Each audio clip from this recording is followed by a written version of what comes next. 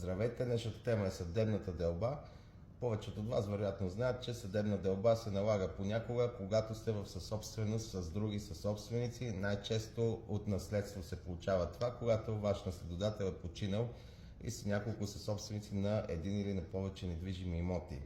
До съдебна делба се стига, когато не можете да се разберете доброволно и да поделите този имот.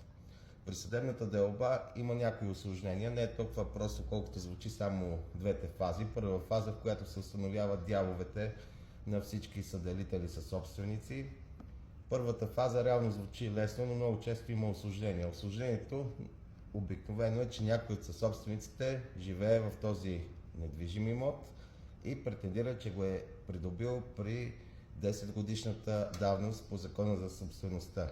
Ако владеете един имот 10 години или повече, вие може да искате да ви се издаде нотариален акт по обстоятелствена проверка от нотариус, можете с дело, а можете да възразите или да го твърдите и при дело за съдебна делба. Работата е там, че при съдебната делба, когато има такова нещо, такова твърдение, ако е възникнала със собствеността от наследяване, презумпцията, идеята на закона е, че този, който владее от съсобствениците имота, го владее и за останалите и не го е придобил подавно. Затова той трябва да доказва, че само той го е владял, отблъсквал ги е, знаел ги е, казал им, че той ще си го владее този имот за себе си.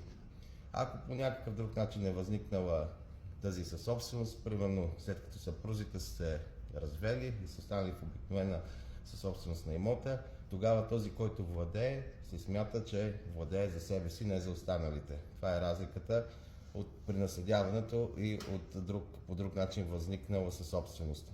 Във втората фаза вече се възразява най-често за това кой какви подобрения, какво е направил за имота. Там често някой казва, че е построил, ремонтирал, правил и претендира от другите съсобственици, че трябва да му изплатят това нещо, което той е ремонтирал и направил.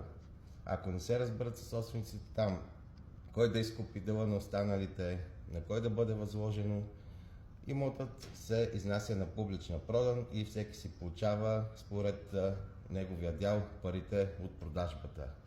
За това нещо, разбира се прави оценка от вещо лице за стойността пазарната на имота. Разбира се, някой от съсобствениците може и на публичната продан да купи имота, като плати дяловете на останалите. Накратко, това е за делбата, разбира се, винаги има осложнения. Ако има нещо, винаги се насреща да ме питате.